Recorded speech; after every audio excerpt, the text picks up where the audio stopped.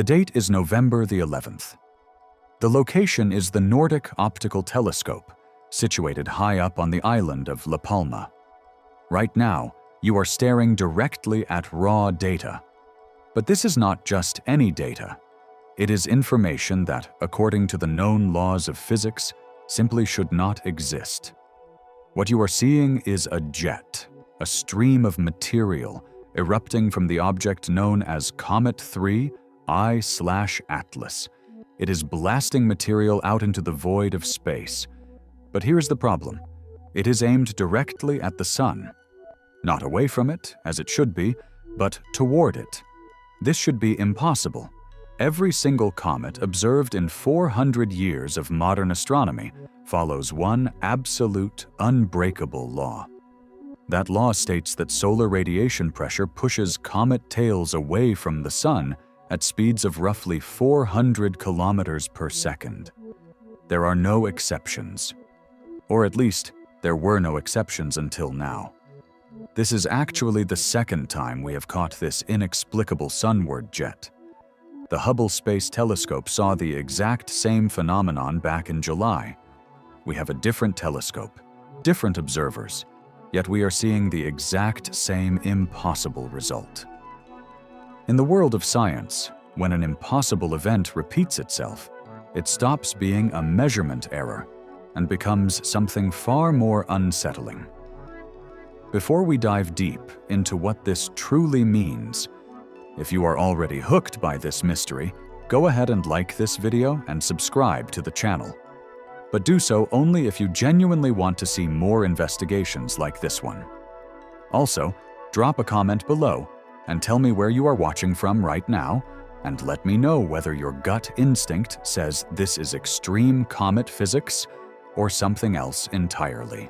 Now, let us carefully examine the image that is making astronomers question everything they thought they knew.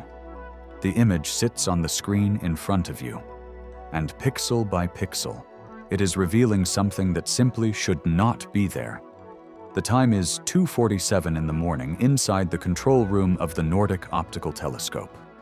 The astronomer on the night shift has been tracking 3 I/Atlas for 6 hours straight.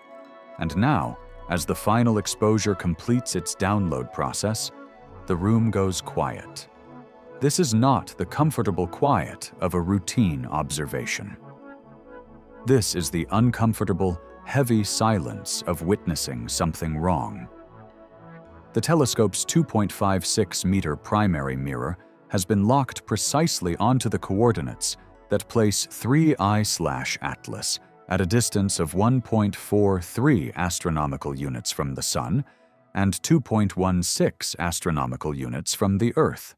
To put that in perspective, that is roughly 134 million miles from the Sun, which is about the same distance at which Mars orbits. The region being imaged spans 500,000 kilometers. This is an enormous field of view, which is necessary because whatever is happening around this object is taking place on a truly massive scale.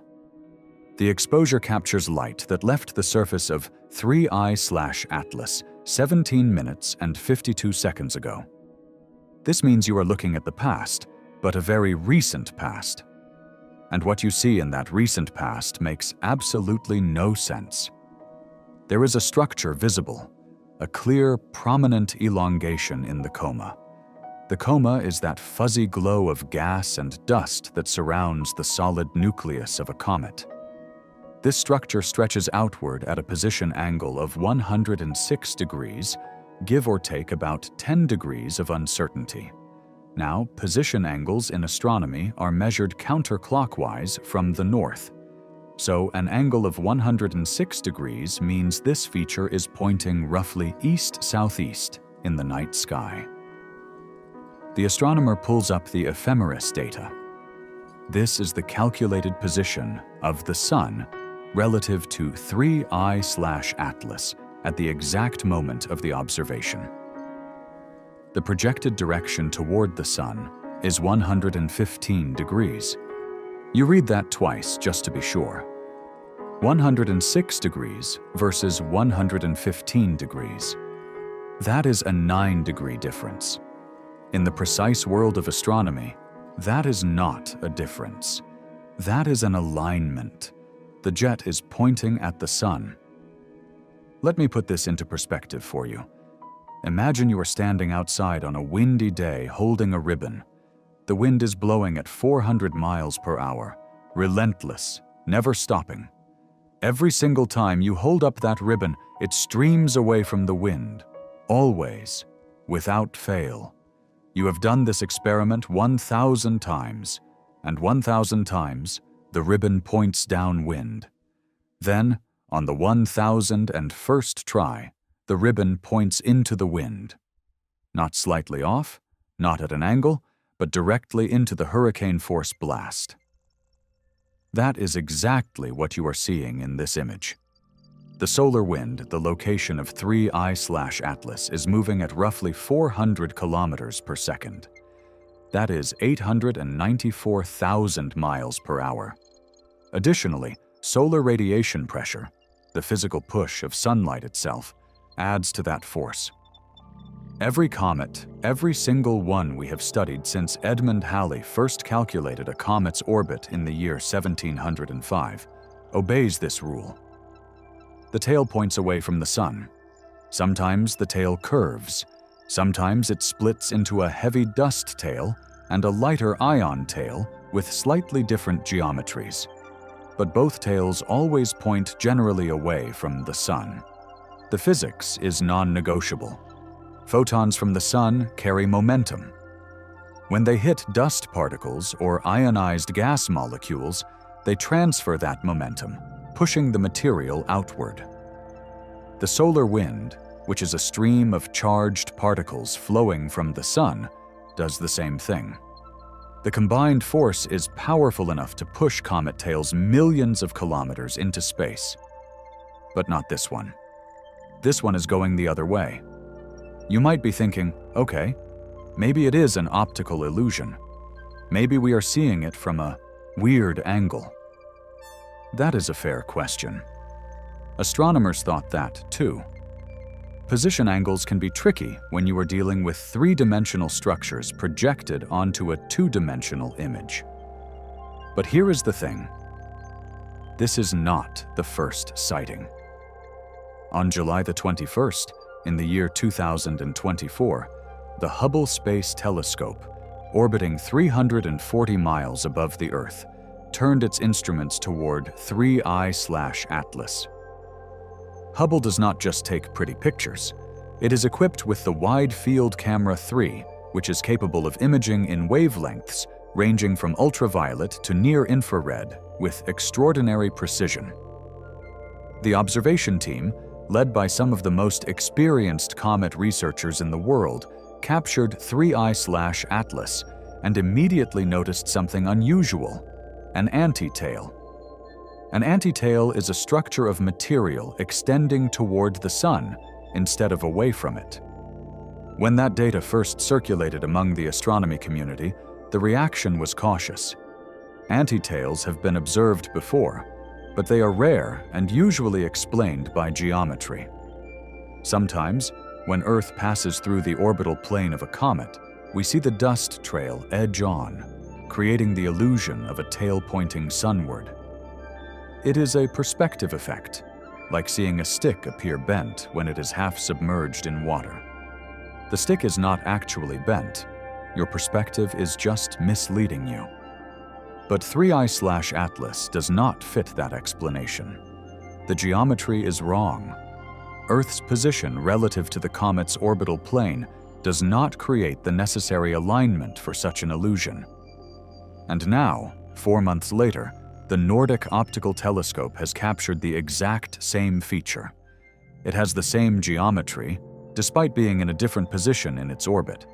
It was captured by a different observing team using a different instrument.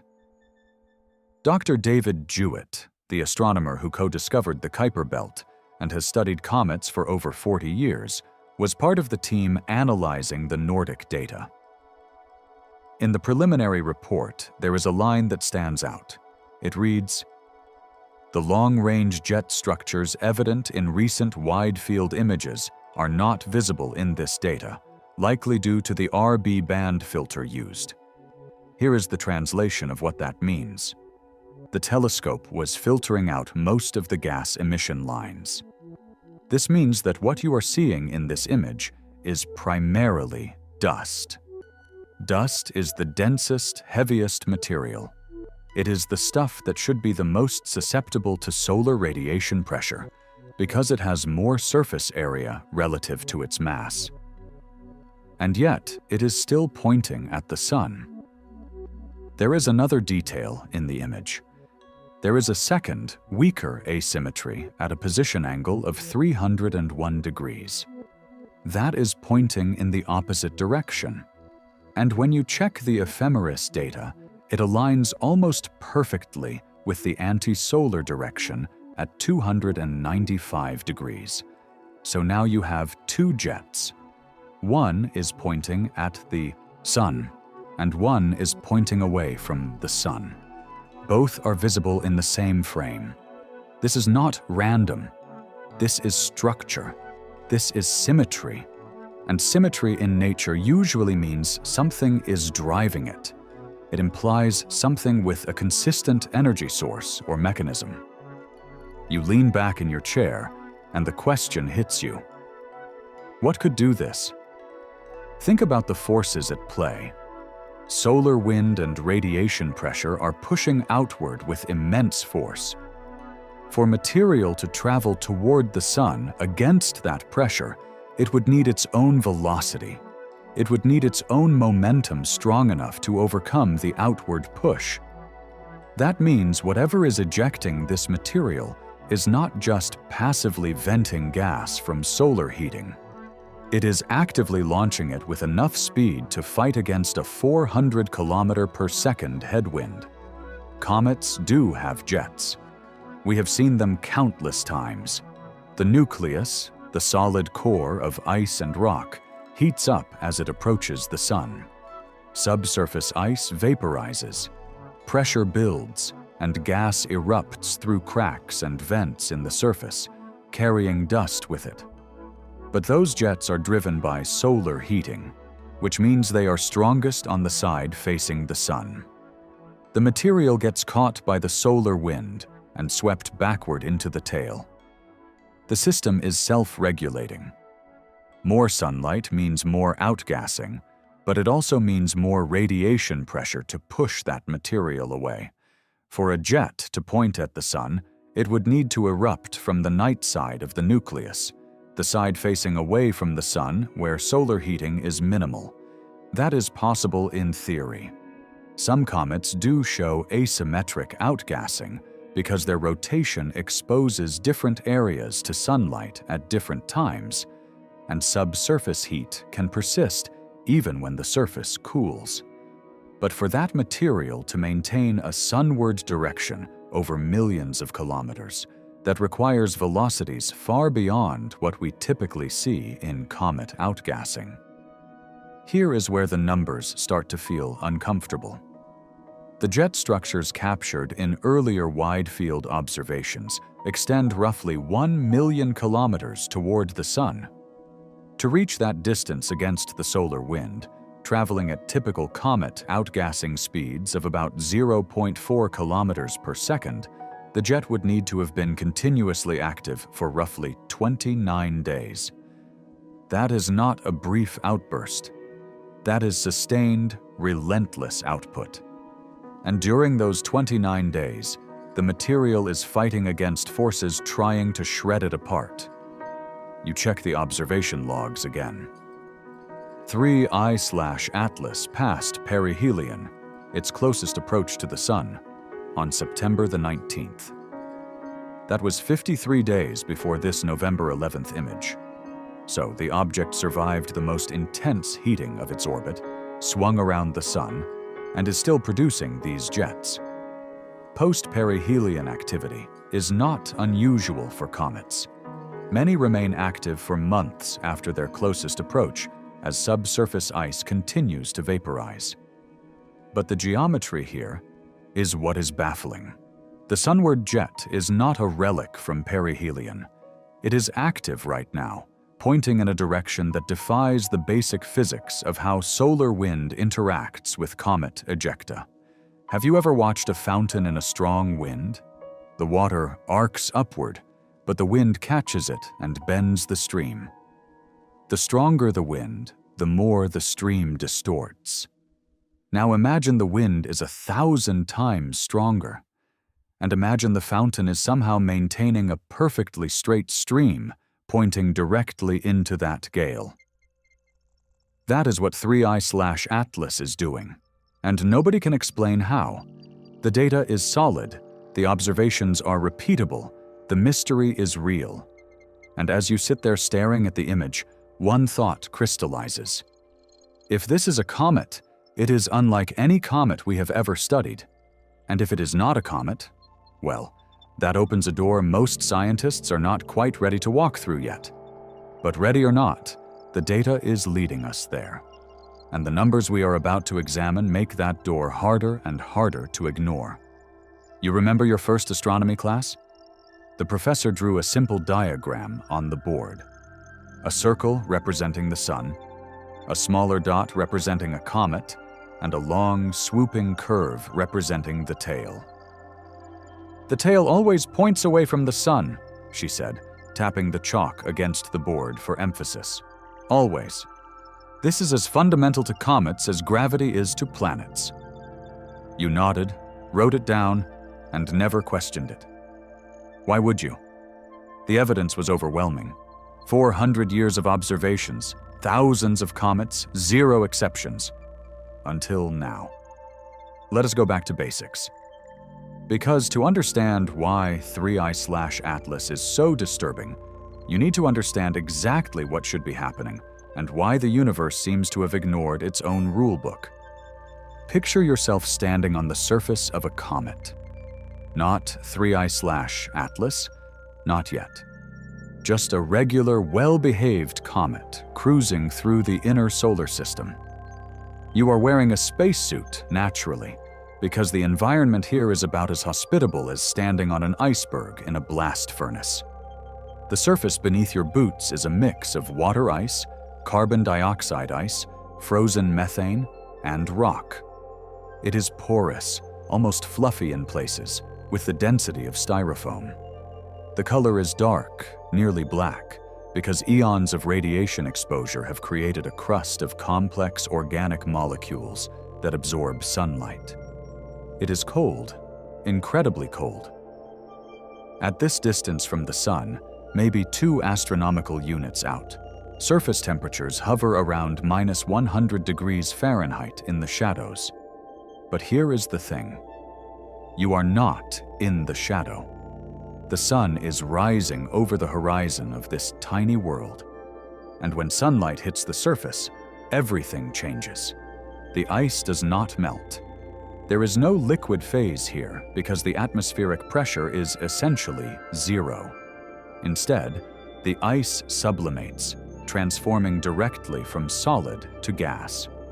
Water molecules that have been locked in, a frozen matrix for billions of years, suddenly gain enough energy to break free. They lift off the surface at speeds around 0.5 kilometers per second, carrying tiny dust particles with them. It is not a violent eruption.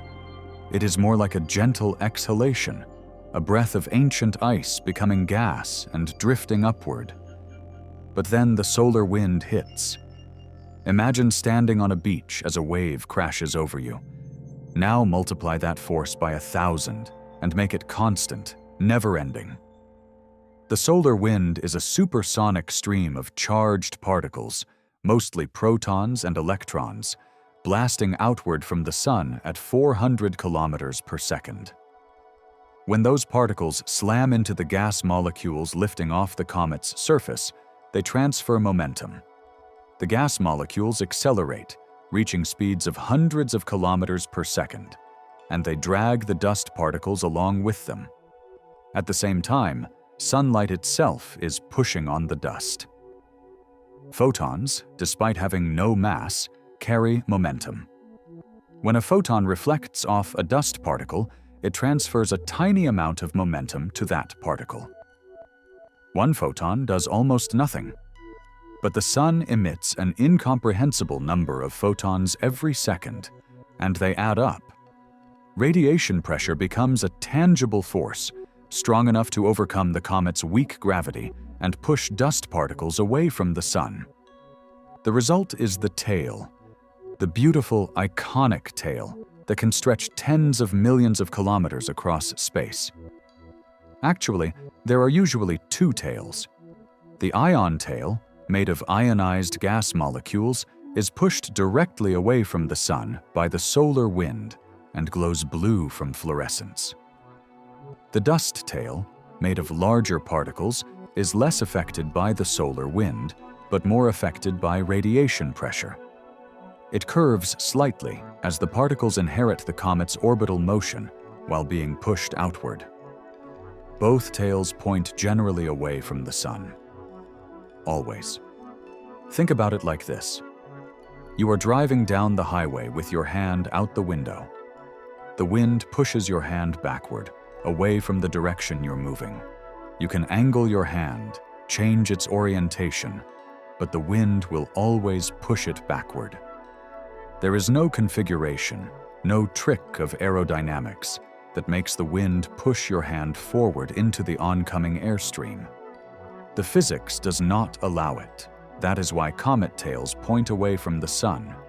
The forces involved, solar wind and radiation pressure, push in one direction only, outward. You cannot flip a switch and make them push inward. You cannot rotate the comet and change the geometry. The sun is the source, and the force radiates outward from that source in all directions, like spokes on a wheel. So when you see a tail pointing toward the sun, your brain does a double take. It is like watching that highway wind suddenly reverse and push your hand forward into the oncoming air. It violates causality. It breaks the rules. Now, I know what some of you are thinking. What about anti-tails? I have heard of those before. You are right. Anti-tails exist, and they have been photographed. Comet R. and Roland in 1957 displayed a spectacular anti-tail that confused astronomers for weeks. But here is the crucial detail. Those anti-tails are not actually pointing at the sun. They are optical illusions. Here is how it works.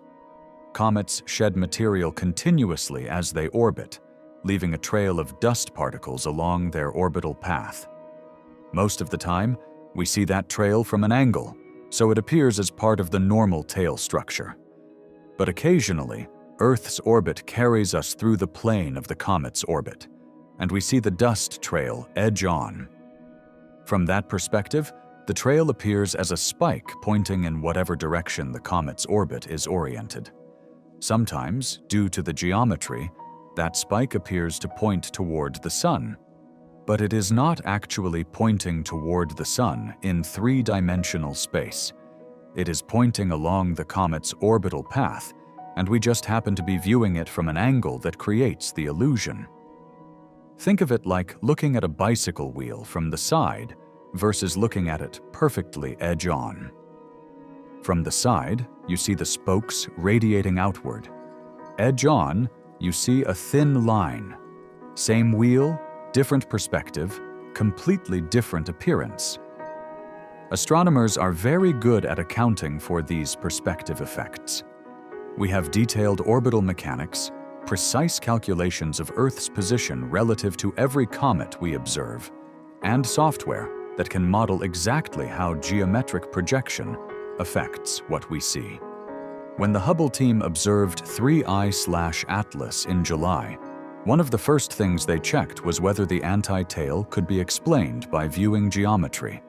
They ran the calculations. The answer was no.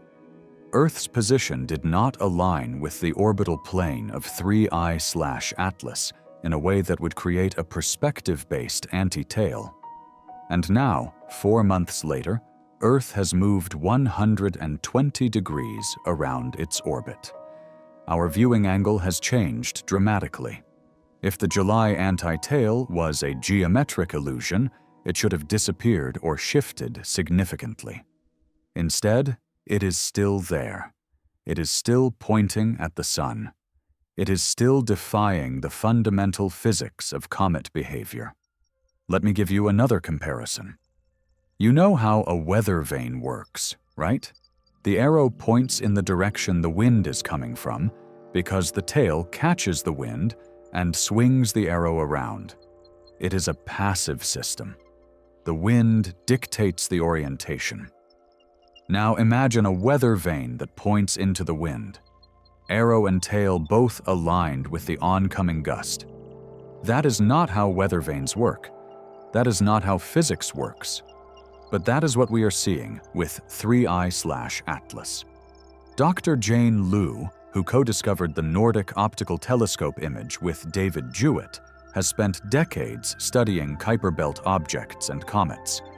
In an interview after the November observation, she was asked directly, "Could this be a measurement error?" Her response was blunt. "We checked everything twice. The position angle is solid. The solar direction is solid. The alignment is real." When a scientist of her caliber says the alignment is real, you do not brush it off. So here you are, standing on the surface of 3I/Atlas, now not a normal comet. You feel the solar wind hitting you, a relentless pressure pushing against your suit. You watch as material erupts from vents in the ice beneath your feet, blasting upward, and then, impossibly, you watch it curve forward, toward the sun, into the wind, against every force that should be pushing it backward. What is driving it? What force is powerful enough to overcome solar wind and radiation pressure? What mechanism can sustain this output for months? These are not rhetorical questions. These are the questions astronomers are asking right now. And the answers, the ones that fit the data, are starting to point toward possibilities that make people very, very uncomfortable. Because if the standard comet physics cannot explain this, we need to look beyond standard comet physics. And once you step outside that framework, once you allow yourself to consider alternatives, the implications start to expand rapidly. But before we explore those alternatives, we need to confront the numbers. We need to see exactly how badly the math breaks down when you try to explain 3I/Atlas as a natural object. And trust me, the math does not just bend, it shatters. You are sitting at a desk now, calculator in hand, notepad covered in equations. The image of 3I/Atlas glows on your monitor, and you are about to do something astronomers do constantly. Make the observations talk. Extract numbers from pixels, translate geometry into physics, and see if reality matches theory. Spoiler alert, it does not. Not even close. Let us start with what we can see. The Nordic optical telescope image shows two distinct jet structures. The sunward jet extends roughly 1 million kilometers from the nucleus toward the sun. The anti-solar jet stretches approximately 3 million kilometers in the opposite direction. These are not estimates. These are measurements derived from angular size and known distance. 1 million kilometers sunward, 3 million kilometers anti-sunward. The distance from the Earth to the Moon is 384,400 kilometers. The sunward jet is 2.6 times that distance.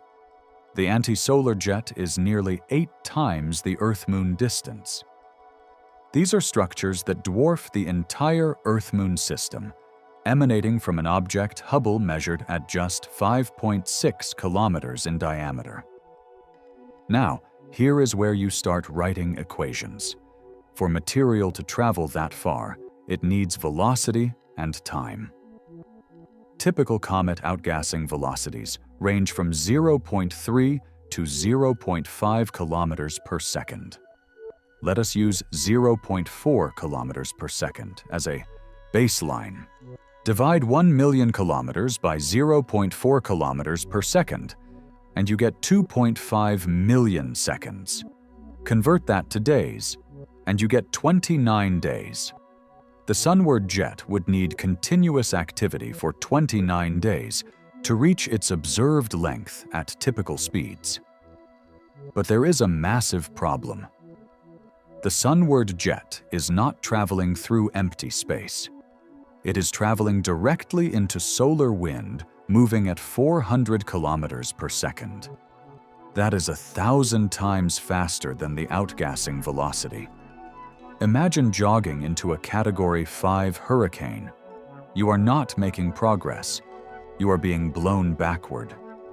For the jet to extend 1 million kilometers toward the sun, particles need to move significantly faster than 0.4 kilometers per second. But there is a ceiling. Outgassing velocity is limited by thermal energy, which depends on temperature. At the distance of 3I/Atlas, surface temperatures reach maybe 200 Kelvin under direct sunlight. At that temperature, carbon dioxide molecules cap out around 0.4 kilometers per second. You cannot exceed that limit with passive solar heating. The physics simply does not allow it. You stare at your notepad and think, maybe the jet is so dense it punches through the solar wind like a fire hose, cutting through fog. Let us test that. The solar wind at the location of 3I/Atlas has about 6 protons per cubic centimeter, moving at 400 kilometers per second. You calculate dynamic pressure, density times velocity squared. The result is about 10 to the -9th pascals. For the comet's jet to push through, its dynamic pressure needs to be higher. Observations show the jet remains coherent out to 1 million kilometers, meaning its pressure must exceed solar wind pressure at that distance. Working backward, the jet needs a mass density of a few million proton masses per cubic centimeter. Now you calculate mass flux, density times velocity times cross-sectional area. If the jet is roughly 1,000 kilometers wide at 1 million kilometers out, the area is about 1 million square kilometers. The numbers pile up. When you crunch everything, you get a mass flux of approximately 5 billion tons per month. 5 billion tons per month. You lean back. 3I/Atlas is ejecting the equivalent of a small mountain into space every 30 days, continuously for months. Where is all that mass coming from? Hubble measured 3I/Atlas at 5.6 kilometers in diameter. Assuming it is spherical, the volume is about 92 cubic kilometers. Comet nuclei typically have densities around 500 kilograms per cubic meter. Multiply volume by density, and you get a total mass of roughly 46 billion tons. If it is ejecting 5 billion tons per month for 3 months, since perihelion, that is 15 billion tons expelled. 1/3 of its total estimated mass gone in 3 months. Does it look like it lost 1/3 of its mass? No. Hubble's images show no dramatic change. The nucleus appears intact, stable, and not fragmenting. The first prickle of real unease hits you. Let us talk energy. For ice to sublimate, you need heat. Carbon dioxide ice requires about 600 joules per gram. If 3I/Atlas ejects 5 billion tons of CO2 per month, multiply mass by energy per unit mass. 5 billion tons equals 5 times 10 to the 15th grams, multiplied by 600 joules. That is 3 times 10 to the 18th joules required per month. Where does that energy come from? The sun. At 3I/Atlas's perihelion distance of 0.65 astronomical units, solar flux is about 3,200 watts per square meter. Post-perihelion, at 1.44 astronomical units, it drops to 700 watts per square meter. Let us use the higher value. To absorb 3 times 10 to the 18th joules over 1 month, you need a power input of about 1.15 times 10 to the 12th watts. At 3,200 watts per square meter, you divide power by flux. The required surface area is approximately 360 million square meters. That corresponds to a sphere with a diameter of 10.7 kilometers. Hubble measured 5.6 kilometers. A sphere that size has a surface area of about 98 million square meters. You are off by a factor of 3.7, and that assumes 100% of sunlight goes into sublimating ice. In reality, comets reflect light, radiate heat, and lose energy through conduction. Typical comet nuclei absorb about 96% of incident sunlight. Even with high absorption, the energy budget does not close. You would need the entire surface covered in pure, actively sublimating ice with no rocky material, no crust, and no dust. That is not how comets work. Observations show they are covered in dark, dusty crusts. Active regions typically cover only 10% to 30% of the surface area. You are not off by a factor of 4. You are off by a factor of 10 or more. You try water ice. It requires even more energy, 2,800 joules per gram. Do the same calculation, and now you need a sphere with a diameter of 23 kilometers. 23 kilometers. Hubble saw 5.6 kilometers. You are off by a factor of 4 in diameter, which translates to a factor of 16 in surface area. The numbers do not work. They do not even come close. You try different assumptions: higher outgassing velocity, internal heat from radioactive decay, unusual albedo. You run scenario after scenario, tweaking every parameter within reasonable bounds. None fix the discrepancy. Energy required exceeds energy available by an order of magnitude. Mass flux exceeds what the observed size can support. Geometry defies the forces that should dominate. Have you ever balanced your checkbook and found $1,000 missing? You go through every transaction assuming an arithmetic error, but the numbers keep coming up the same. The money is just gone. That is what this feels like, except instead of $1,000, it is the entire foundation of cometary physics. Dr. David Jewett wrote in his preliminary notes, "Given the scale of the jets reported, the fact that 3I/Atlas remains a single body is surprising if this is a natural comet." Surprising? That is a very polite way of saying this does not make sense. You look at the image again. The jets are there, the measurements are solid, the calculations are correct. But the conclusion they point to makes your hands hesitate over the keyboard. If 3I/Atlas is a natural comet, the numbers should balance. Energy in equals energy out. Mass ejected correlates with size and composition. Geometry follows solar wind rules. None of that is happening, which means either our understanding of comet physics is fundamentally incomplete, missing some crucial mechanism, or 3I/Atlas is not following comet physics because it is not entirely a comet. That second possibility, hovering at the edge of every conversation, every analysis, every sleepless night staring at these images, is about to move from the fringe to the center. Because when natural explanations fail, when every conventional hypothesis collapses under scrutiny, science demands we consider the unconventional, even if it makes us uncomfortable. Especially if it makes us uncomfortable. You have been staring at equations for hours, and every path leads to the same dead end. The natural explanations do not work. So now you do what any good scientist does. When the conventional fails, you start testing the unconventional. One by one, methodically, without bias. Let us play detective. Let us take every possible natural mechanism that could explain 3I/Atlas's behavior and put it through the ringer. If we are going to claim something extraordinary is happening, we need to eliminate every ordinary explanation first. That is how science works. No shortcuts. Hypothesis 1. Hyperactive ice coverage. Maybe 3I/Atlas is not like typical comets. Maybe its entire surface is covered in pristine, highly volatile ice with no dust crust. No inactive regions, just pure ice sublimating furiously under solar heating. You run the numbers.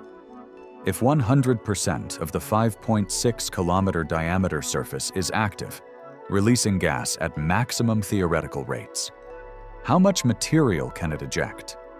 You calculate the surface area, 98 million square meters. At perihelion, solar flux provides 3,200 watts per square meter. Assume perfect absorption, and all energy goes into sublimation. Carbon dioxide sublimates at 600 joules per gram. You divide solar power by sublimation energy and scale it over the surface area.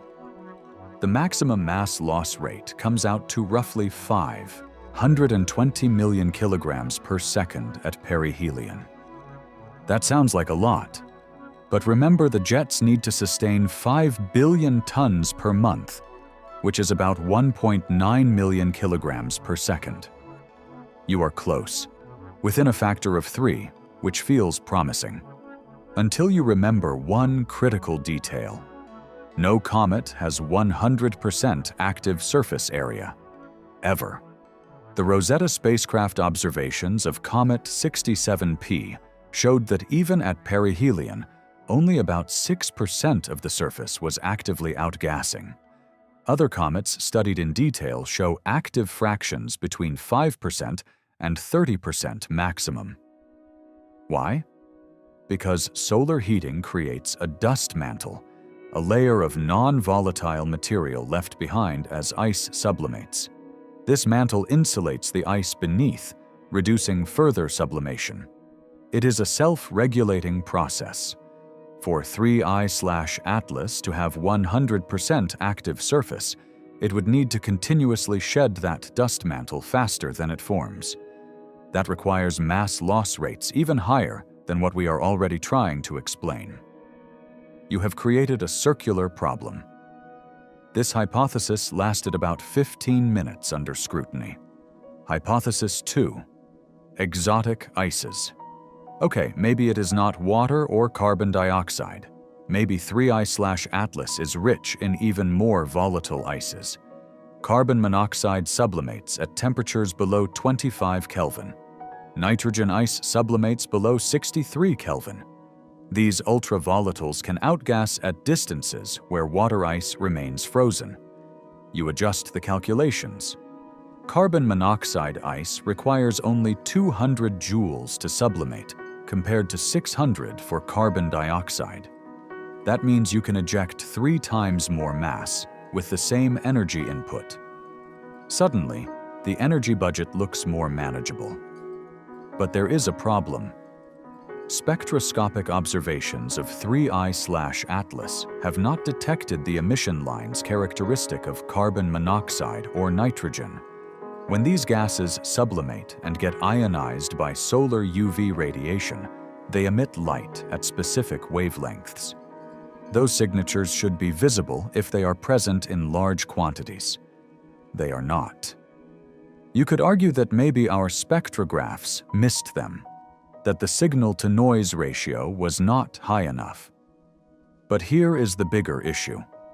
Objects rich in ultravolatile ices should be extremely active, even at large distances from the Sun. They should not wait until perihelion to start outgassing. 3I/Atlas was detected at 9 astronomical units from the Sun, well beyond the snowline, where even carbon dioxide remains frozen. If it were rich in carbon monoxide or nitrogen ice, it should have been blazingly active from the moment we spotted it. It was not. Its activity ramped up as it approached the Sun, consistent with water and carbon dioxide ice, not ultravolatiles. This hypothesis lasted 20 minutes. Hypothesis 3. Radioactive heating. What if solar heating is not the only energy source? What if 3I/Atlas has a very high radioactive core? Isotopes decaying and generating heat from within. This is how some moons in the outer solar system stay warm enough to host subsurface oceans. Maybe the same principle applies here. You calculate how much radioactive material would be needed. The required power output is about 1.15 times 10 to the 12th watts to sustain the observed mass loss. Radioactive decay of uranium-238, one of the most common long-lived isotopes, produces about 9,500 joules per kilogram per year.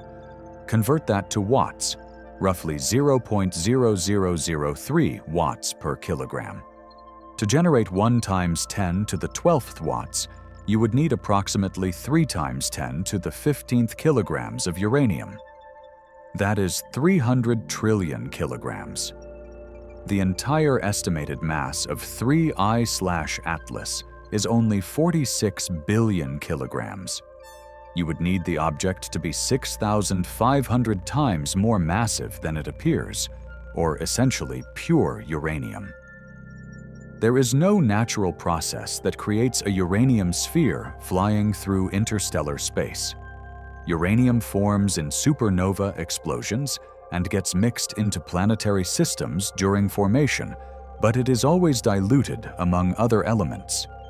The highest natural concentrations found on Earth are in uranium ore deposits, which are maybe 20% uranium by mass, not 100%. This hypothesis collapsed in under 10 minutes. Hypothesis 4. Subsurface heat reservoir. Maybe 3I/Atlas formed recently in a collision and still retains heat from that impact. Or maybe it has a subsurface ocean of liquid water insulated by an ice shell, slowly releasing energy. You think about the timescales. For a subsurface ocean to persist, the object needs either recent formation or ongoing heat input. 3I/Atlas is traveling on a hyperbolic trajectory from interstellar space. It has been in the cold void for potentially millions of years. Any primordial heat from formation would have radiated away eons ago. Impact heating? Possible, but where is the evidence? Impacts large enough to melt interiors typically fragment objects or, at minimum, leave visible scars. Hubble's images show no obvious impact features, no fragments trailing the nucleus, no signs of a recent catastrophic collision. Subsurface ocean heated by tidal forces? That works for moons orbiting giant planets where gravitational flexing generates heat. 3I/Atlas is not orbiting anything. It is on a solo journey through the solar system. No tidal heating. You tried to make the numbers work anyway, assuming some exotic thermal reservoir. But even if such a reservoir existed, how does it translate to directional jets? Heat diffuses. It does not create asymmetric, sustained outflows pointing toward and away from the sun with remarkable precision. This hypothesis felt weak from the start and did not improve with examination. Duration: 12 minutes. Hypothesis 5. Spin-induced jetting. What if 3I/Atlas is spinning rapidly and centrifugal force is flinging material into space? Some asteroids rotate fast enough that loose material on their surfaces can escape. Maybe the jets are just spin-off from a tumbling nucleus. You look up the rotation period. Observations suggest 3I/Atlas rotates once every few hours, typical for objects its size. You calculate the centrifugal acceleration at the equator for a 5.6 kilometer diameter object rotating every 3 hours. The centrifugal acceleration is roughly 0.5 meters per second squared. The escape velocity from the surface of 3I/Atlas is about 3 meters per second. Centrifugal force provides nowhere near enough energy to eject material at escape velocity, let alone accelerate it to speeds capable of fighting solar wind. Also, spin-induced jetting would create a disk or equatorial spray, not two precisely aligned jets pointing toward and away from the sun. The geometry does not match. This one died quickly. Duration: 8 minutes. You lean back in your chair, rubbing your eyes. 5 hypotheses, 5 failures. And these are not fringe ideas. These are reasonable, physics-based mechanisms that should work if 3I/Atlas were behaving like a natural object experiencing unusual but explainable conditions. None of them fit. Here is the thing about science. It is not about clinging to explanations because they are comfortable or familiar. It is about following the data wherever it leads. When you eliminate the possible and find yourself left with the improbable, you do not ignore the improbable. You investigate it. Dr. Avi Loeb, the Harvard astrophysicist who has been studying 3I/Atlas closely, said in a recent interview, "When you have an object that does not behave like any natural comet we have studied, you have 2 choices. Either invent new physics to make it natural, or consider that it might not be entirely natural. Both require evidence. Both deserve serious investigation." That is where you are now, standing at a crossroads. One path leads to unknown natural mechanisms, exotic physics we have not discovered yet. The other path leads to something that makes most scientists deeply uncomfortable, but cannot be dismissed without examination. Because if the energy does not come from the sun, if the mass flux exceeds what the observed size can provide, if the geometry defies the forces we know are acting on the system, then maybe, just maybe, there is an additional force we have not accounted for, an artificial force, an engineered one. And that possibility, the one that has been lurking in the background of every failed hypothesis, is about to step into the light. You are standing at a door you never expected to approach for your entire career, maybe your entire life. You have understood science as the study of natural phenomena. Stars form from collapsing gas clouds. Planets coalesce from protoplanetary disks. Comets are dirty snowballs left over from solar system formation. Everything has a natural explanation rooted in physics, chemistry, and time. But what happens when nature stops making sense? What happens when every natural explanation you test crumbles under the weight of the data? You open the door. The room on the other side is not filled with wild speculation or science fiction fantasies. It is filled with engineers, physicists, and a single question. If this object were designed, what would it be doing? Let us be absolutely clear about something. Considering an artificial hypothesis does not mean abandoning science. It means applying the same rigorous standards we use for natural phenomena to the possibility of technology. We do not believe first and gather evidence later. We propose a testable hypothesis, make predictions, and see if observations match those predictions. So here is the hypothesis. 3I/Atlas is not entirely a natural comet. Some component of its behavior, specifically the sunward jet, is the result of an artificial mechanism. Not magic, not aliens beaming down from flying saucers.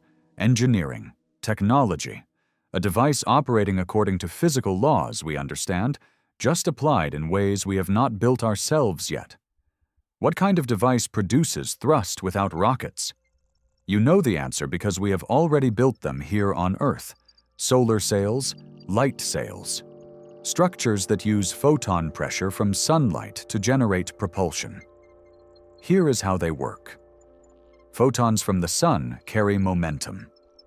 When a photon hits a reflective surface and bounces off, it transfers twice its momentum to that surface. 1 unit from the initial impact, 1 unit from the reflection. It is a tiny force per photon. But sunlight contains an incomprehensible number of photons. Spread that force over a large, lightweight surface, and you get measurable acceleration. Japan's Icaros spacecraft demonstrated this in the year 2010, deploying a 14-meter diagonal sail and successfully using solar radiation pressure to adjust its trajectory. The Planetary Society's Light Sail 2, launched in 2019, raised its orbit using nothing but sunlight, pushing against a 32-square-meter sail. These are not theoretical concepts. These are working technologies. The advantage of a light sail is that it requires no fuel. The sun provides the energy. The sail provides the surface area. The physics does the rest. For interstellar travel, where carrying fuel becomes prohibitively expensive due to mass, light sails offer an elegant solution. Accelerate on the way out of your home star system, coast through the interstellar void, and then use the target star's light to decelerate on arrival. Now, here is where it gets interesting. Most light sails are designed to accelerate away from the star. Photons push the sail, and the spacecraft moves in the direction of that push. Outward, away from the light source. That is the intuitive configuration. But what if you wanted to decelerate? What if you were approaching a star at high velocity and needed to slow down? You angle the sail. Picture a sailboat. When the sail is perpendicular to the wind, the boat is pushed directly downwind. But angle the sail, and you can tack at an angle to the wind, even making progress into the wind by zigzagging. Light sails operate on similar principles. The direction of thrust depends on the sail's orientation relative to incoming photons. If you orient a light sail to reflect photons at an angle, the resulting thrust vector has components both perpendicular to the photon direction and, critically, opposite to your direction of travel. You are using the star's radiation pressure to brake. It is counterintuitive, but the physics is sound. The sail does not point directly at the star. It is angled such that reflected photons produce a net force that opposes your velocity. The result?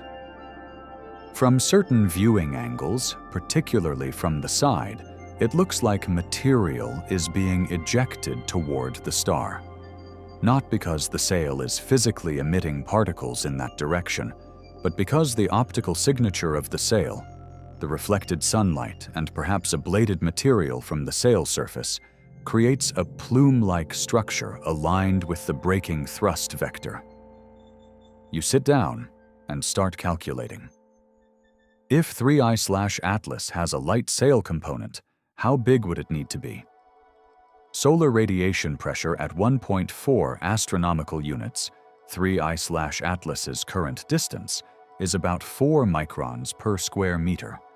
That is an absurdly small force. To generate enough thrust to create the observed jets, you would need significant surface area. But here is the key. You do not need thrust to eject material. You need the appearance of ejection. The sunward jet could be the optical signature of reflected photons and material ablating from the sail surface due to intense solar heating. The anti-solar jet could be actual outgassing from the comet nucleus behaving normally. What you are seeing is not two jets from one object. It is one natural jet and one artificial optical signature combined in a single image. Breakthrough Starshot, a research initiative aimed at sending lightweight probes to Alpha Centauri, has proposed light sails with surface areas of 16 square meters and masses of just a few grams. The surface-to-mass ratio is critical for effective acceleration or deceleration. You want maximum area with minimum mass. If 3I/Atlas has a deployed sail structure with an area of, say, 100 square kilometers, incredibly thin, perhaps nanometers thick, the mass could be relatively small compared to the comet nucleus. The sail would not dramatically increase the object's total mass, but it would drastically change its optical properties and how it interacts with solar radiation. Does this sound far-fetched? Maybe. But is it more far-fetched than a 5.6-kilometer comet nucleus generating energy output that requires a 23-kilometer surface area? Is it more far-fetched than ejecting 1/3 of its mass in 3 months without visible fragmentation? Dr. Avi Loeb has been saying this for years, since Oumuamua first challenged our assumptions in 2017. Extraordinary claims require extraordinary evidence, but so do extraordinary natural phenomena. If an object behaves in ways that require exotic, never-before-seen natural mechanisms, that is also an extraordinary claim. We should investigate both possibilities with equal rigor. The scientific community pushed back hard against Loeb's suggestions about Oumuamua. Peer reviews called his light sail hypothesis speculative, premature, insufficiently grounded. And maybe they were right to be cautious. One anomalous object does not overturn decades of established science. But now there is a second object, 3I/Atlas. It is exhibiting different anomalies, but is similarly resistant to conventional explanation. At what point does anomalous become a pattern? At what point do we admit that maybe, just maybe, not every object passing through our solar system is natural? Here is the uncomfortable truth. We have no comprehensive survey of interstellar objects. Before 2017, we had never detected one. Now we have found 2 in 7 years. Our detection methods are still rudimentary, biased toward large, bright objects passing close to Earth. How many smaller, fainter objects have slipped past unnoticed? And here is the even more uncomfortable question. If technological civilizations exist elsewhere in the galaxy, if they have developed spacefaring capabilities, wouldn't some of their probes or derelict spacecraft eventually drift through our neighborhood? Space is vast, but it is also old. Billions of years old. Even slow-moving artifacts have time to cross immense distances. The Drake equation estimates the number of active, communicative civilizations in our galaxy based on star formation rates, planet occurrence, and the probability of life. But there is another factor rarely discussed: the longevity of technological artifacts. Spacecraft, probes, and light sails do not die when their creators do. They keep drifting, potentially for millions of years, long after the civilization that built them has vanished. If even a fraction of technological civilizations in galactic history sent out exploratory probes, the galaxy could be littered with ancient, non-functional hardware slowly migrating through interstellar space. Most would be too small or too cold to detect, but occasionally, one might pass close enough to a star to light up. To outgas if it has collected interstellar ice. To behave in ways that look almost natural, but not quite. You look at the 3I/Atlas image again, and suddenly it does not just look strange, it looks deliberate. The sunward jet is not chaotic. It is structured, persistent, aligned. The dual jet geometry suggests intentional configuration, not random outgassing. What if you are not looking at a comet?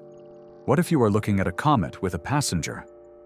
A natural nucleus that has been traveling through space for eons, accumulating ice, and somewhere attached or embedded in that ice is a sail, a probe, a remnant of technology from a civilization that may no longer exist. It has been breaking, slowing down as it approaches the sun. That is why the sunward jet appears post-perihelion. That is why the alignment is so precise. It is not fighting physics. It is using physics, just in ways designed rather than accidental. And if that is true, if there is even a chance that is true, then December the 19th is not just another observing opportunity. It is potentially the most important moment in human history. because we are about to get our closest, clearest look at something that might answer the oldest question we have ever asked. Are we alone? The 19th of December. You have likely circled this date on your calendar, set alerts on your smartphone, or perhaps even cleared your entire schedule for the event. It has been just over a month since the Nordic observation on November 11th. Now, the object known as 3I Atlas will reach its point of closest approach to Earth. This is not its closest approach to the Sun. That event already occurred back in September. This moment is about its proximity to us. This is the moment when our telescopes will obtain their absolute best view, as the distance between us and the object shrinks to just over 80 million kilometers. To put that in perspective, that is roughly half the distance from the Earth to the Sun. 80 million kilometers sounds incredibly far, and indeed it is. However, in astronomical terms, that is practically right next door. It is close enough for the Hubble Space Telescope to resolve surface features, provided they exist. It is close enough for the James Webb Space Telescope to capture infrared spectra with a level of detail we have never seen before. It is close enough for observatories based on the ground to track changes in its position accurate to mere milliseconds, revealing even the tiniest deviations in its trajectory through space. You are not just watching anymore, you are hunting. You are hunting for evidence that could definitively answer the question. Let us discuss what is actually going to happen on that day and in the weeks surrounding it. This is not simply a single observation happening at a single moment in time. It is a coordinated campaign involving multiple telescopes, observing across multiple wavelengths of light, with multiple teams of researchers all focused on this one solitary object. The James Webb Space Telescope, which is humanity's most powerful infrared observatory, has been allocated specific observing time for 3I Atlas. The James Webb sits at the L2 Lagrange point, 1,500,000 kilometers away from Earth. It is permanently shielded from the glare of the sun by its massive sun shield. Its 6.5-meter segmented mirror collects infrared light with a sensitivity that makes the Hubble telescope look like a simple pair of binoculars by comparison. When the James Webb points its mirrors at 3I Atlas, it will not just be taking pretty pictures, it will effectively dissect the object's thermal signature. Infrared observations reveal temperature. Different materials emit infrared radiation at different wavelengths depending entirely on how hot they are. A rocky nucleus covered in dark dust absorbs sunlight and radiates it in the mid-infrared spectrum. Ice sublimates and cools the surface, creating temperature gradients. And a light sail, if one actually exists, should have a very distinct thermal profile. Highly reflective materials stay cooler because they absorb less sunlight, whereas degraded materials heat up more. The spectrometers on the James Webb will break down that infrared light into its component wavelengths, creating a spectrum. From that spectrum, you can identify specific molecules. Water ice has absorption features at certain wavelengths. Carbon dioxide has different features. Organic molecules, silicates, metals, each one leaves a unique fingerprint. If the sunward jet is composed of a bladed sail material, such as graphene or some other carbon structure heated to high temperatures, the spectrum will show it. What are you hoping to see?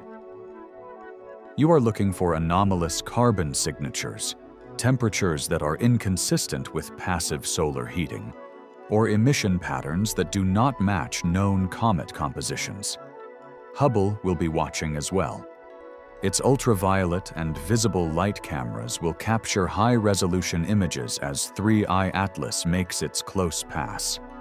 Hubble has been doing this work for decades, observing comets, asteroids, and distant galaxies with unmatched clarity. The advantage Hubble possesses over ground-based telescopes is its position above the atmosphere of Earth. There is no atmospheric turbulence, no weather to worry about, and no light pollution, just clean, sharp images.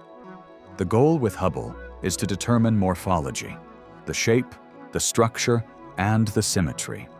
If the sunward jet changes its orientation as 3I Atlas rotates, Hubble will catch it.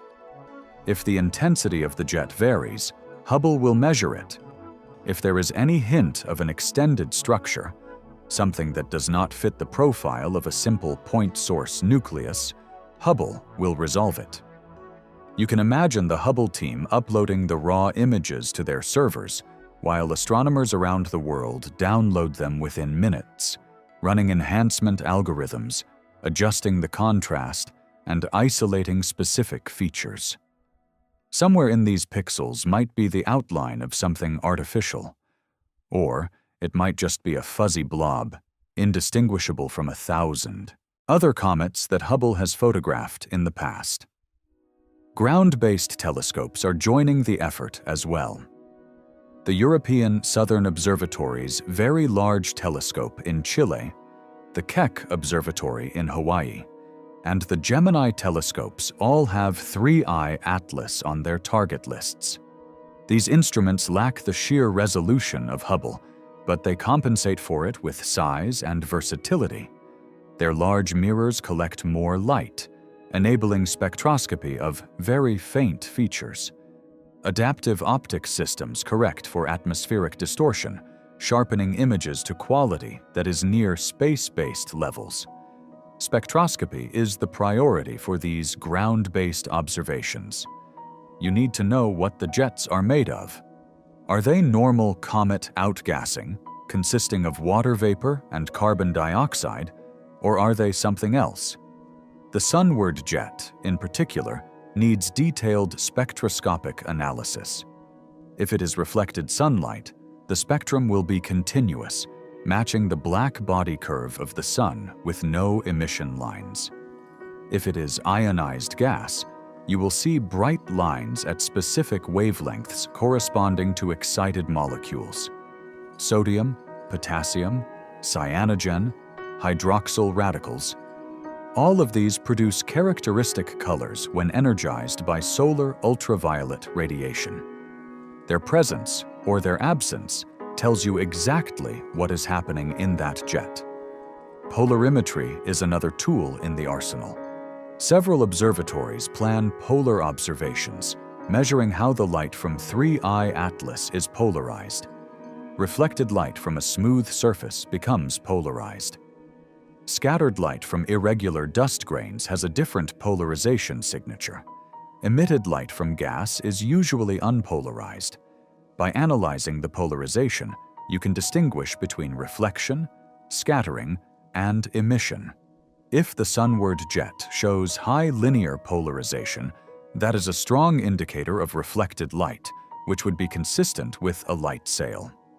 If it shows low or random polarization, that supports the natural outgassing hypothesis. And then there is astrometry, precise positional measurements over time. Multiple observatories will track the position of 3I Atlas against the background stars with extreme accuracy. Any deviation from a purely gravitational trajectory will show up as a residual, a difference between where the object should be and where it actually is. The non-gravitational acceleration of Oumuamua was detected this way. Observers noticed it was moving slightly faster than solar gravity predicted. The deviation was small, just a few millimeters per second squared, but it was real and it was measurable. For 3I Atlas, the same technique applies. If a light sail is producing thrust, even minimal thrust, it will alter the trajectory in detectable ways. The challenge lies in separating sail thrust from outgassing thrust. Natural jets produce recoil forces. When gas erupts from the nucleus, Newton's third law applies: action and reaction. The gas flies in one direction, and the nucleus gets pushed in the opposite direction. Comet 67P, studied extensively by the Rosetta mission, exhibited measurable non-gravitational acceleration from outgassing alone. So, how do you tell the difference? You modeled the outgassing based on observed activity levels. You calculate the expected thrust and compare it to the measured trajectory deviation. If the deviation exceeds what outgassing can explain, you have evidence for an additional force. If the deviation matches outgassing predictions, the light sail hypothesis takes a hit. The 19th of December is not the end of the observation campaign. It is merely the peak. The moment of closest approach provides the best conditions, but observations will continue for weeks afterward as 3I Atlas recedes. You want to track its trajectory over as long a baseline as possible to minimize measurement uncertainties. You want multiple spectra to see if the composition changes with time or distance from the sun. You want photometry to monitor brightness variations and correlate them with rotation. Every data point matters. Every measurement constrains the models. Every spectrum eliminates possibilities or reinforces them. Here is what keeps you awake at night. What if the data is ambiguous? What if the spectra from the James Webb show unusual features, but not definitively artificial ones? What if Hubble sees asymmetries that could be interpreted as either a sail structure or irregular outgassing? What if the trajectory shows non-gravitational acceleration, but the magnitude is consistent with intense outgassing from a hyperactive nucleus? Science rarely gives you clean, unambiguous answers. Real data is messy.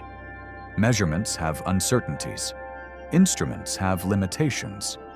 Competing explanations often fit the same observations almost equally well, and choosing between them requires subjective judgment about which model makes fewer assumptions or which is more physically plausible.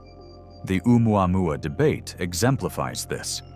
Avi Loeb argued that the non-gravitational acceleration and lack of visible outgassing pointed to a light sail. Critics countered that outgassing could be invisible if the composition was primarily hydrogen or nitrogen gases that do not produce bright emission lines. Both explanations fit the data. Neither could be definitively ruled out. The argument continues to this day. 3I Atlas might go the same way, or it might not. The difference here is activity. We can see 3I Atlas outgassing. We have spectroscopic data showing what molecules are present. The natural comet explanation has more constraints, more things it needs to match. That makes it easier to test and potentially easier to falsify. If the observations in December show that natural processes can account for everything, the light sail hypothesis dies, not because we want it to, but because the evidence does not support it. That is how science works. Hypotheses live or die based on data, not preferences. But if the observations reveal something that does not fit, something that requires invoking new physics or admitting the presence of technology, then the conversation shifts dramatically. You check the countdown timer on your screen. 29 days until December 19th. 29 days until the data floods in. 29 days until we know if we are looking at the most anomalous comet in history or the first confirmed piece of extraterrestrial technology humanity has ever encountered. Either way, the universe is about to get a lot more interesting. You step back from the telescope, the equations, and the engineering diagrams. You walk outside and look up at the night sky. Somewhere out there, invisible to your naked eye but real and measurable, is 3I Atlas. A tiny speck of ice and rock, maybe more, traveling through our solar system at thousands of kilometers per hour. And suddenly, the enormity of what you are contemplating hits you. This is not just about one weird comet anymore. This is about everything. Let us zoom out. Let us think about what it really means if we confirm that 3I Atlas has an artificial component. Not just for astronomy or physics, but for humanity's entire understanding of its place in the cosmos. For thousands of years, humans have asked the same question. Are we alone? Every culture, every civilization, every generation has looked at the stars and wondered. Ancient Greeks speculated about the plurality of worlds. Medieval scholars debated whether God created life only on Earth. Modern scientists calculate probabilities using the Drake equation, estimating how many technological civilizations might exist in our galaxy right now. The numbers vary wildly depending on your assumptions. Optimistic estimates put thousands or millions of civilizations in the Milky Way. Pessimistic estimates suggest we might be the only one, or one of very few. We do not know.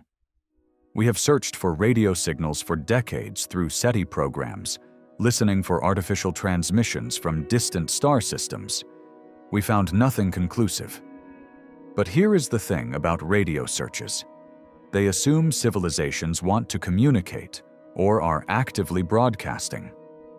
What if most civilizations are quiet? What if they use communication methods we have not thought of, such as quantum entanglement, neutrino beams, or something we will not discover for another century? What if they existed millions of years ago, thrived, sent out exploratory probes, and then went extinct before we evolved to ask these questions? Radio silence does not mean absence. It just means we are not hearing them right now in the specific ways we are listening. Searching for physical artifacts is different. Technology persists. A probe launched 1 million years ago does not care if its creators are still alive. It keeps going, following its programmed trajectory, or drifting after its mission ends. Space does not corrode things the way planetary atmospheres do. There is no rust, no weathering, no biological decay. A spacecraft in the vacuum of interstellar space could remain recognizable for billions of years. Frank Drake, the same astronomer behind the Drake equation, once estimated that if technological civilizations regularly send out probes, and those probes have typical lifespans and velocities, the galaxy could contain millions of artifacts right now. Most would be derelict, non-functional, drifting aimlessly, but they would still be there. Physical evidence that someone else figured out spaceflight and decided to explore. We have never found one.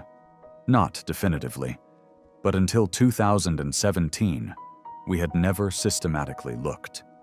We did not have the instruments to detect interstellar objects passing through our solar system.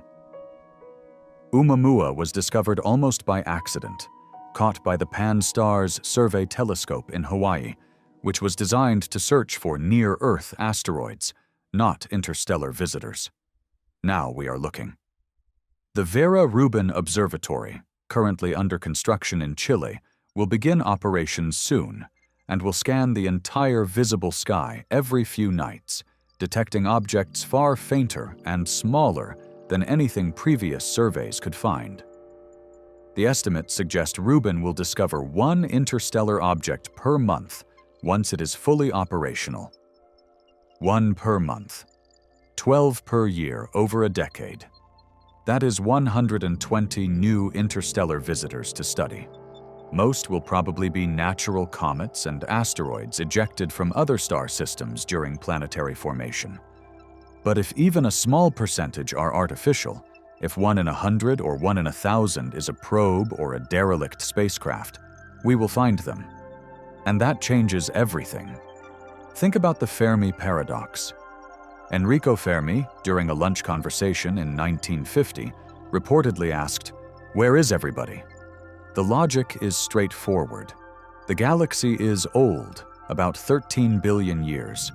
Earth formed 4.5 billion years ago, which is relatively recently in cosmic terms. If intelligent life is common, some civilization should have arisen billions of years before us. Even traveling at a tiny fraction of light speed, they would have had time to colonize the entire galaxy multiple times over. So where are they? Why do not we see evidence of vast interstellar empires, Dyson spheres around stars, megastructures, or fleets of spacecraft? There are dozens of proposed solutions to the paradox. Maybe intelligent life is incredibly rare. Maybe civilizations self-destruct before achieving interstellar travel. Maybe they are deliberately avoiding us. A galactic zoo hypothesis, where Earth is a nature preserve. Maybe they transcend physical form and exist in dimensions we cannot perceive. Or maybe they are here in the form of ancient artifacts, and we just have not recognized them yet. If 3I Atlas is artificial, it provides one data point, one piece of evidence that technological civilizations exist or existed, and that they built things capable of crossing interstellar space. That single data point does not tell you how common such civilizations are, but it tells you they are not impossibly rare. It tells you the universe is or has been populated with beings who looked at the stars and decided to reach them. That has profound implications for the Drake equation. Several terms in that equation are pure guesses. The fraction of planets that develop life, the fraction of life-bearing planets that develop intelligence, the fraction of intelligent species that develop technology capable of interstellar communication. We have a sample size of 1. Us. Every estimate is an extrapolation from Earth. Finding extraterrestrial technology gives you a second data point. Suddenly, you are not extrapolating from one example. You are beginning to build a statistical sample. If 2 technological civilizations exist within detectable range, that suggests the galaxy has hosted many more over its history. And then there is the philosophical weight. For all of human history, we have been unique. The only known example of intelligence, consciousness, art, science, and morality.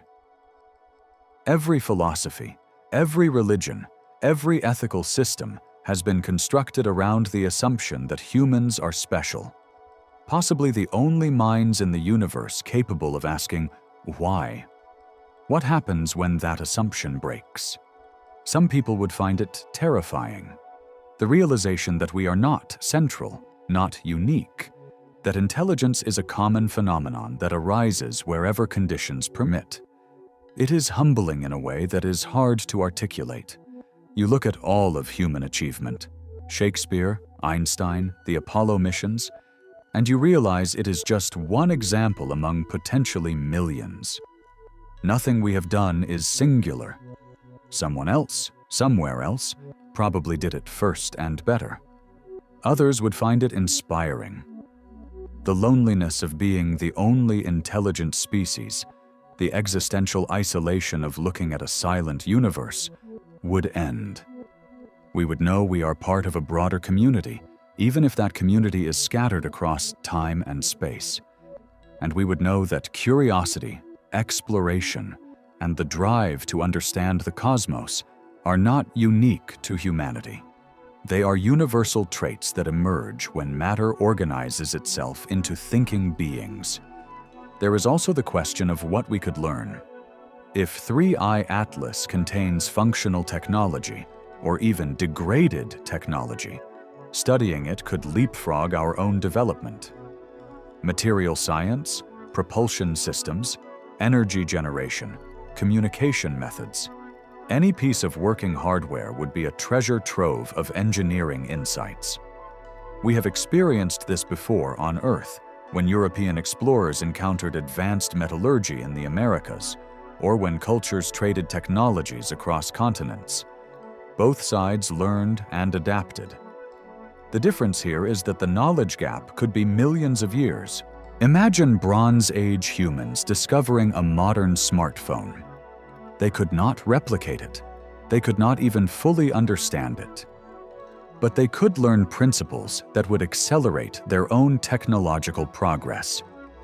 Of course, there is risk, too. Technology is not neutral. It can be used for creation or destruction. If we discover an advanced propulsion system, do we use it to explore the galaxy peacefully, or do we weaponize it? History suggests humans are very good at turning discoveries into tools of war. And there is the possibility that whoever built 3I Atlas, if it is artificial, might still be out there. Maybe not actively monitoring their ancient probes, but existing somewhere, potentially aware that one of their artifacts has entered another civilization's solar system. Do they care? Will they check on it? Could our observations of 3I Atlas inadvertently announce our presence to someone who would rather we remained unnoticed? Most scientists dismiss these concerns as premature. We do not have confirmed extraterrestrial technology yet. Worrying about first contact before we have even verified the existence of others is putting the cart before the horse. But the questions linger because the implications are so vast. Dr. Avi Loeb has argued that this is precisely why we should be investigating these possibilities now, before a discovery is made.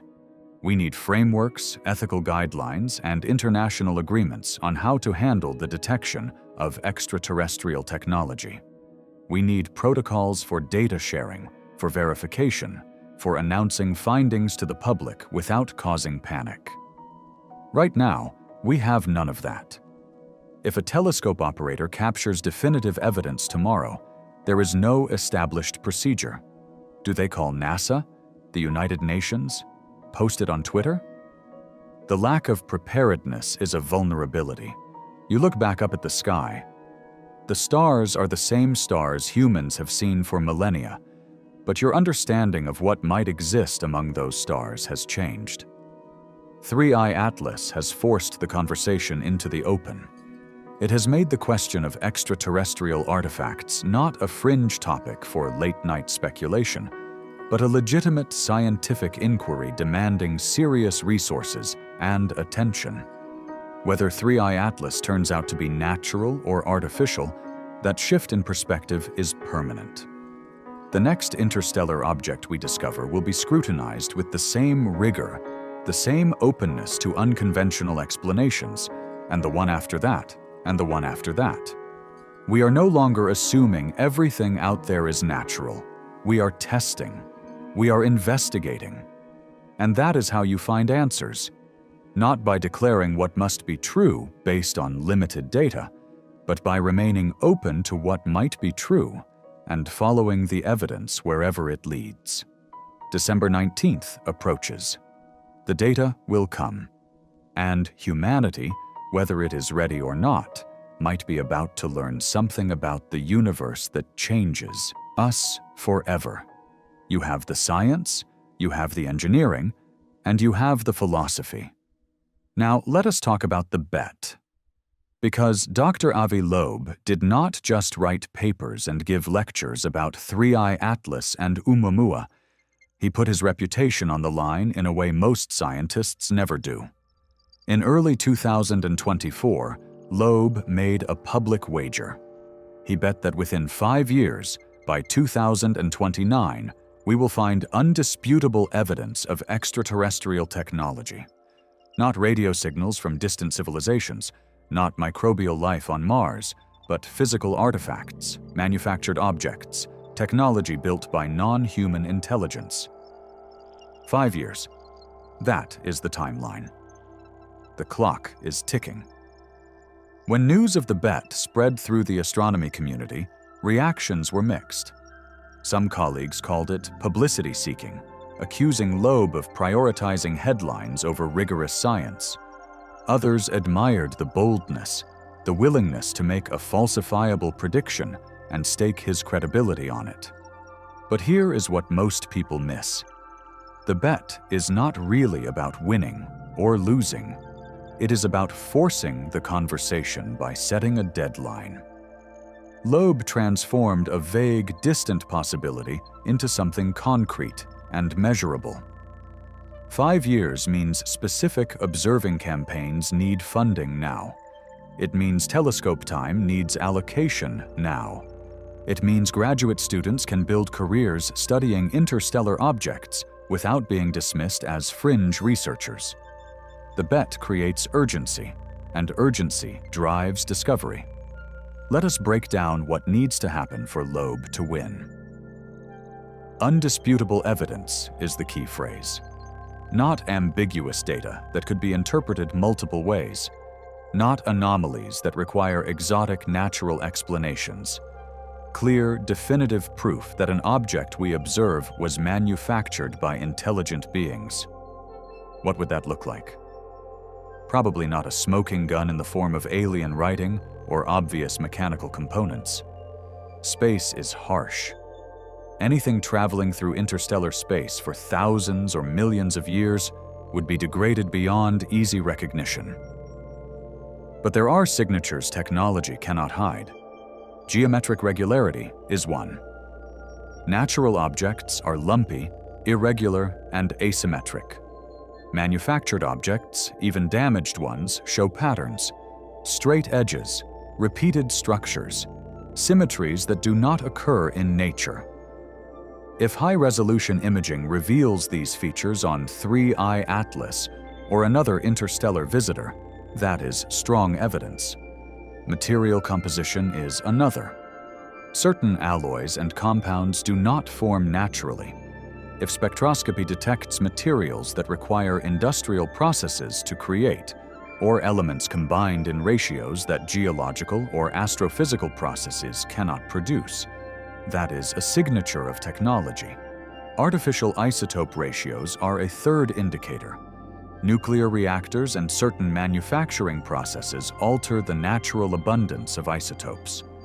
On Earth, enriched uranium has a different isotopic signature than naturally occurring uranium.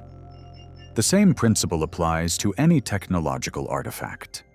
Detect anomalous isotope ratios in an interstellar object, and you have found something that did not form through natural nucleosynthesis and modulated signals.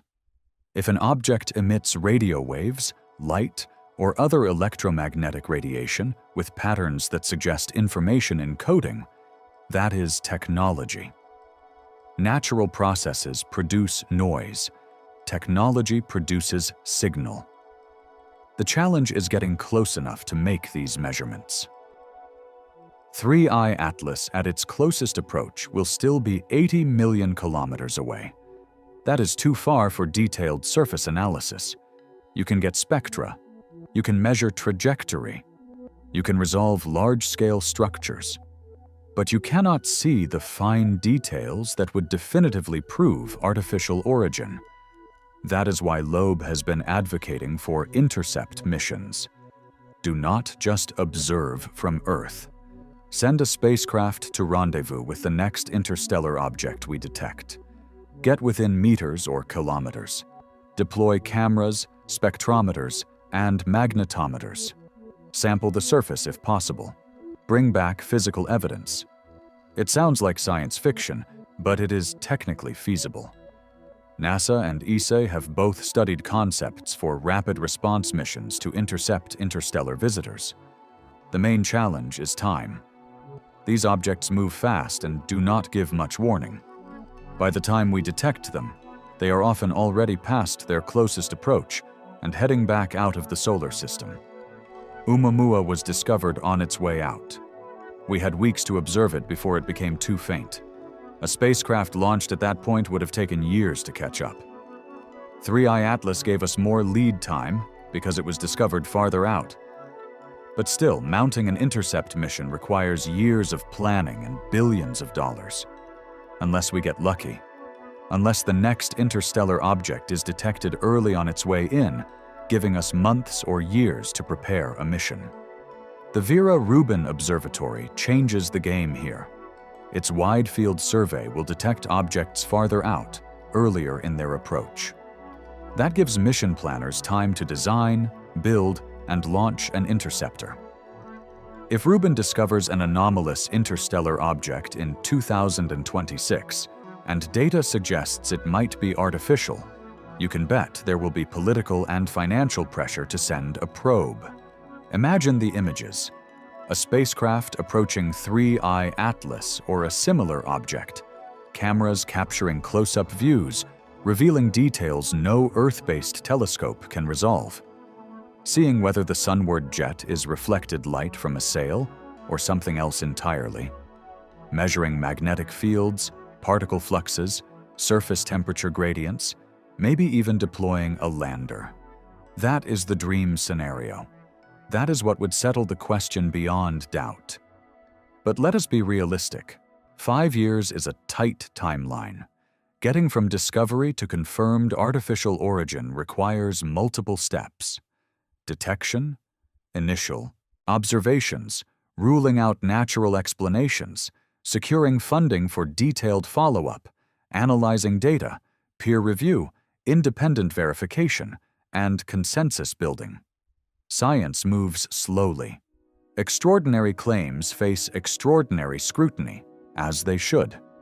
Even if we photograph a clearly artificial structure tomorrow, the process of confirming it and ruling out every conceivable natural or instrumental artifact explanation would take months or years. So what happens if December 2029 arrives and we have not found undisputable evidence? Does Loeb lose the bet? Does that mean we are alone after all? Not necessarily. Absence of evidence over 5 years does not prove extraterrestrial technology does not exist.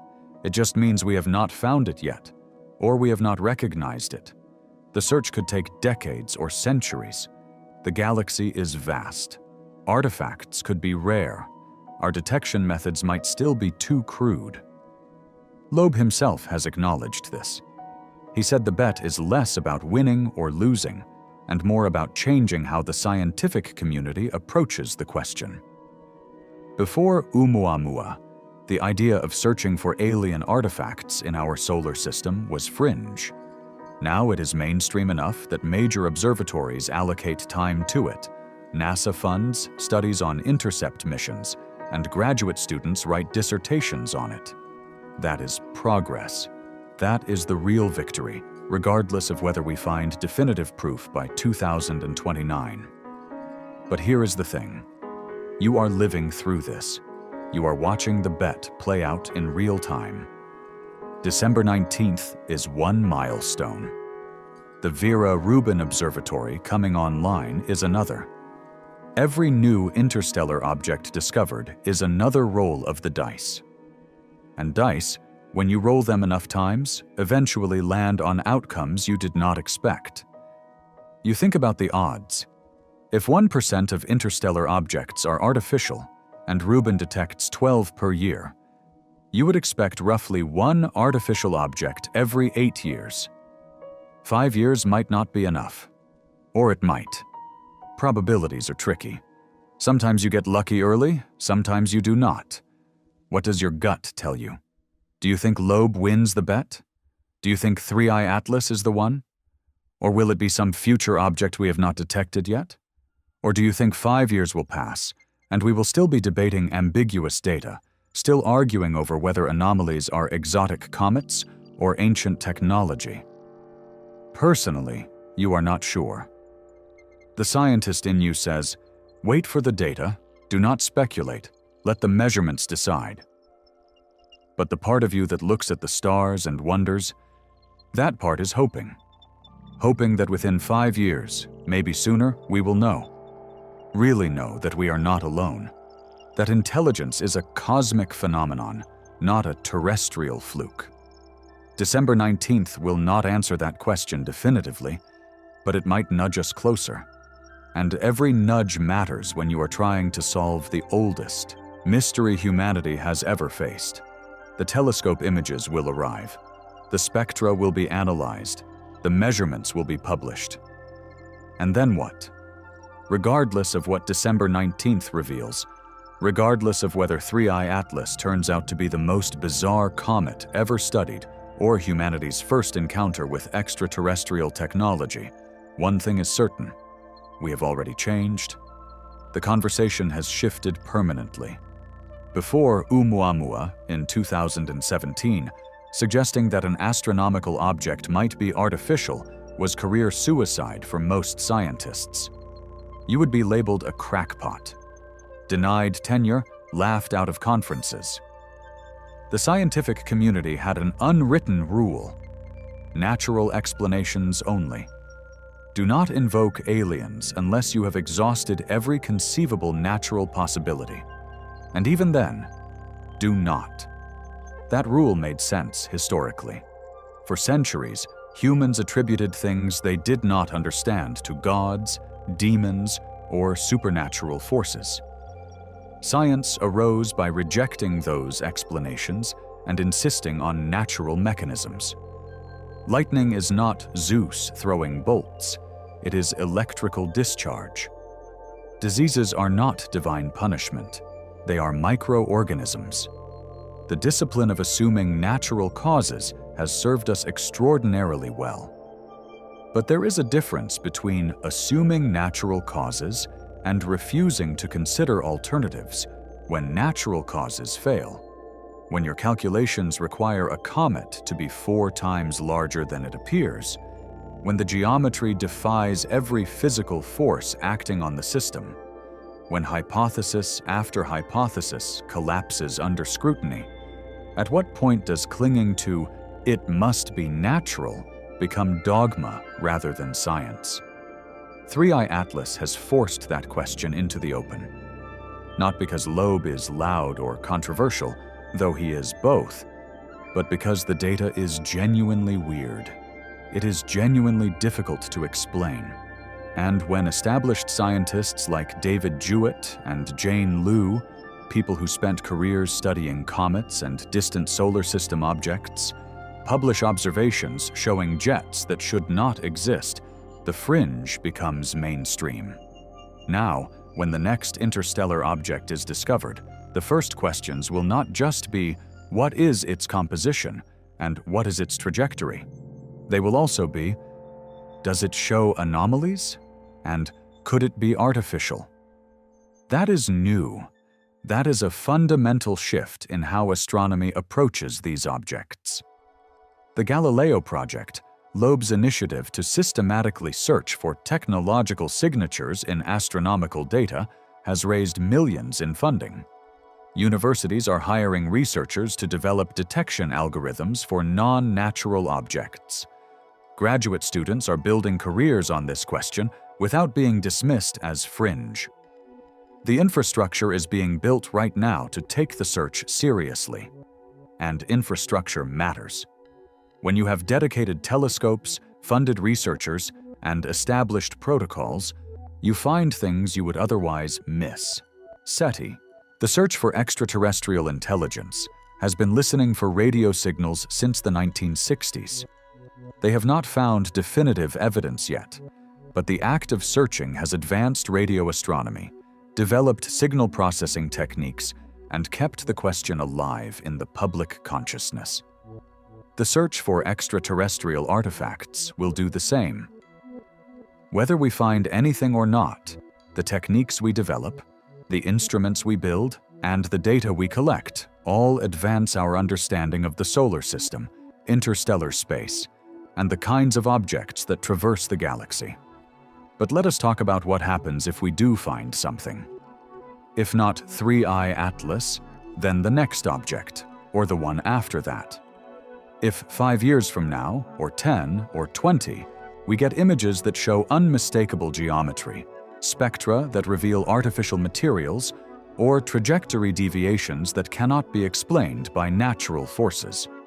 What then? First, verification. No single observation will be enough. Multiple telescopes, multiple teams, independent analysis. The data will be scrutinized with an intensity that makes peer review look casual. Every alternative explanation will be tested: instrumental artifacts, data processing errors, natural phenomena we have not considered. The bar for claiming this is artificial is extraordinarily high, and rightly so. If the evidence survives that scrutiny, If a consensus emerges among experts that, yes, this object shows signs of technology, the announcement would be historic. Not in the hyperbolic sense we use that word today, but genuinely, permanently historic. One of those moments like the first powered flight, the moon landing, or the discovery of the structure of DNA. A before and after moment for human civilization. The immediate questions would be practical. Is the object still functional? Can we communicate with it? Is it transmitting data somewhere? Can we learn from its design? Should we attempt to retrieve it? And the broader questions would be philosophical. Who built it? When? Are they still out there? Why did they send it? Was it targeted at our solar system specifically? Or is it a random derelict that happened to pass through? You might never get answers to those questions. An ancient, non-functional probe would not tell you much about its creators, except that they existed and achieved spaceflight. But even that limited information changes everything. It tells you technological civilizations are not impossibly rare. It tells you the universe has been, and possibly still is, populated with intelligences that looked at the stars and reached for them. It tells you that you are part of a story much larger than we realized. There is also the scenario where the data remains ambiguous, where December 19th gives us more information, but not definitive answers, where 3I Atlas continues to defy easy categorization, natural or artificial. That is frustrating, but also valuable. Ambiguity drives further research. It keeps the conversation going. It motivates better instruments, more detailed observations, and refined models. Oumuamua is still debated. Papers continue to be published arguing both sides. Some researchers remain convinced it is an unusual comet. Others think the light sail hypothesis fits better. The data does not definitively settle it, and that is okay. Science does not always give clean answers quickly. Sometimes you need more data. Sometimes you need decades of accumulation before patterns become clear. What you have learned through this journey with 3I Atlas is that the universe is stranger than our models predict. Whether that strangeness is natural or artificial, it is real. The jets exist. The geometry is measured. The energy budget does not balance. Those are facts independent of interpretation. And facts, when they contradict expectations, are the most valuable kind. They tell you your understanding is incomplete. They point toward new physics, new chemistry, new possibilities you had not considered. Even if 3I Atlas turns out to be entirely natural, the process of explaining it will expand our knowledge of cometary behavior, outgassing mechanisms, perhaps even exotic ice compositions or internal structures we did not know were possible. So here is what comes next. You wait, you watch. December 19th arrives. The data floods in, and teams around the world analyze it. Papers get written, conferences happen, debates rage. Slowly, over months and years, a picture emerges. Maybe it is clear. Maybe it is murky, but it is more complete than what we have now. And in the meantime, the search continues. The Rubin Observatory comes online. More interstellar objects get discovered. Each one gets scrutinized with the same intensity, the same openness to unconventional explanations, because that is what 3I Atlas has taught us. Do not assume. Test. Do not dismiss. Investigate. The universe is full of mysteries. Some are natural wonders, phenomena we will eventually understand through better physics and more refined observations. Some might be something else. Artifacts, messages, evidence of minds that are not human, but share our curiosity, our drive to explore, our refusal to accept the limits of our birthplace.